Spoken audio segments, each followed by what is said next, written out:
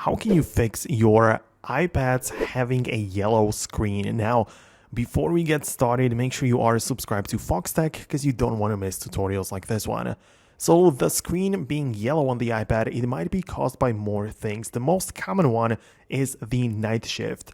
You can find it in the control center when you hold down on the brightness slider, and below you have three buttons. You have the dark mode, night shift, and a true tone.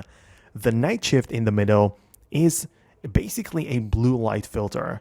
So it's a good thing for your eyes when you are looking at your iPad in the night or in the evening, but it generally filters out the blue light, making the screen look much more yellow, right? So this is most likely the thing that you want to turn off or at least be aware of, right? So you can turn it off right here with a click of a button, or you can also just manage it in the settings, display and brightness, and a night shift, right?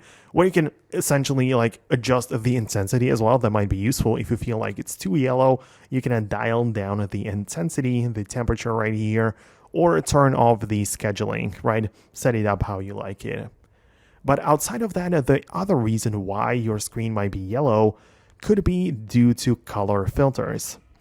Inside of your accessibility settings of the iPad, you can go to the display and a text size where the color filters are available. And as you can see, there are plenty of them, but some of them might make the screen look a lot different in terms of the colors. So you might want to turn off these color filters if you don't need them or don't like them, or at least adjust it somehow different to make sure that it doesn't look so yellow.